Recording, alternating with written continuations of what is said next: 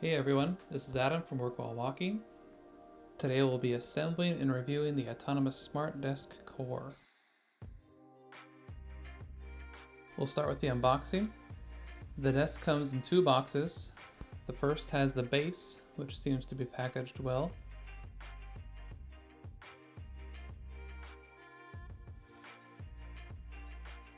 The second box contains the top. You can see Autonomous put several layers of materials around the edge and corners to keep the top in good shape. Here all the parts are laid out, and there are a lot of them, especially when it comes to bolts and screws. Here's a closer look at those bolts and screws. Counting the 8 bolts in the crossbar, there are 44 total. Now that we've seen the parts, let's get started with the first step. You loosen the bolts on the crossbar, but make sure not to remove them.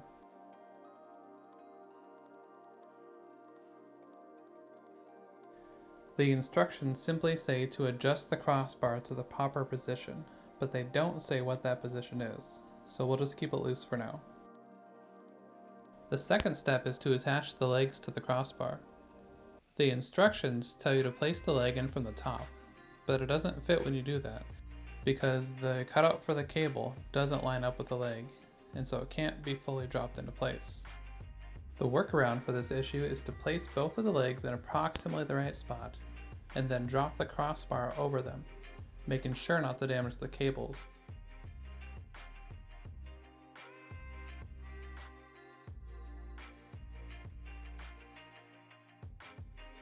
Next, you start attaching the leg to the crossbar, using 2 bolts on the outside first.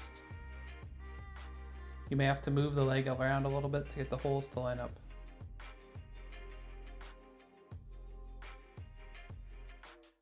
Then there are 2 bolts on the inside.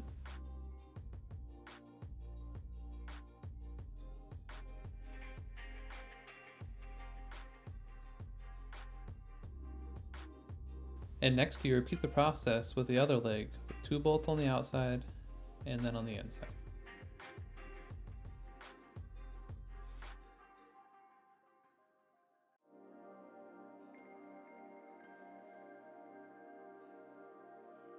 For step 3, you attach the feet.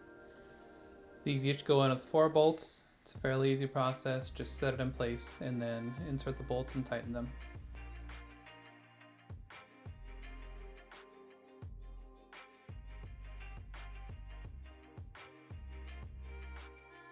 For step 4, you'll be attaching the brackets. You do need to flip the frame upright for the next couple of steps. The brackets each go in with 2 bolts.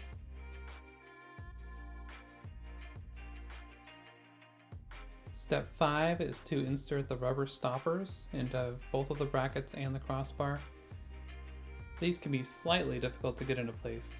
We found it was easiest to twist them as you push them in.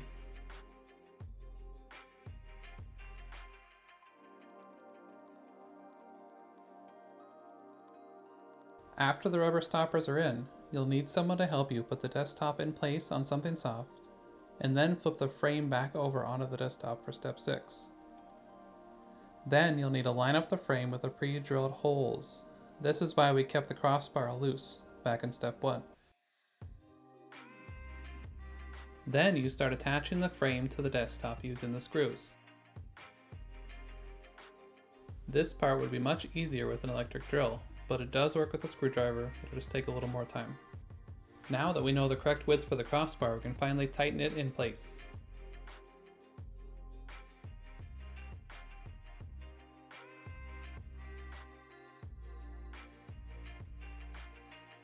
You'll notice the rubber stoppers in the crossbar do not all line up with the pre-drilled holes in the desktop.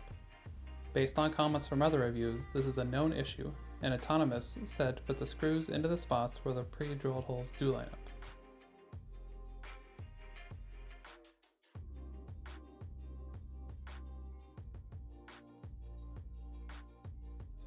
Step 7 is to attach the control box just behind the crossbar, where it lines up with the pre-drilled holes.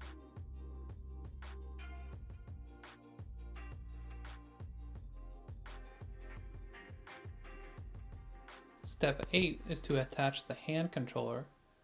Note that the desktop is only pre-drilled for this to be on the right side of the desk.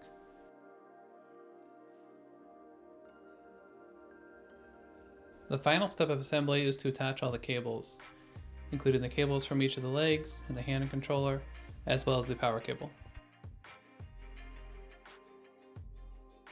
Then we can clean everything up with the 10 provided cable management clips. Overall, this desk took a little over an hour to assemble. Here's a closer look at the hand controller. You initialize the desk by pressing the up and down buttons at the same time until it beeps and goes down to the lowest level. This desk comes with 4 height memory presets. To set one of them, you go to the height you'd like to set, hold down the M button until the number flashes, and then assign it to one of the preset numbers.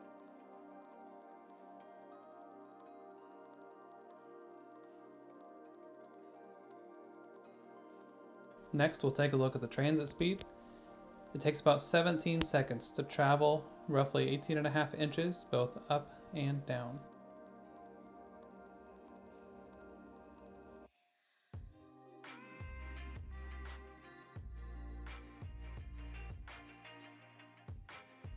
Here we'll test the anti-collision, which is interesting because the product page on the Autonomous website says this desk does not have anti-collision. As you can see when you push down, it clearly does. And while it's a little inconsistent, this is an important feature to have. Here's a look at the stability while using a keyboard and then a mouse. The desk is quite unstable at its max height, and gets a little better if you lower down several inches.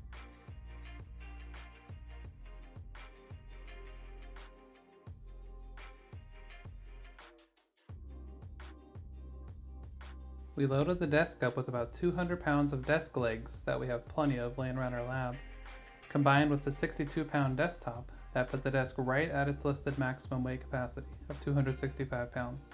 It performed well. We didn't notice any difference in transit speed and only a slight increase in motor noise. This desk has its ups and downs. The assembly is difficult and time consuming. It's also unstable near its maximum height because it goes very high for a single stage leg and there's just not much overlap in the actuators. Stability does improve as it gets lower, and we are impressed by how well it handled its maximum weight capacity. Thanks for watching, everyone. Don't forget to subscribe, and you can catch more ergonomic news at WorkWhileWalking.com.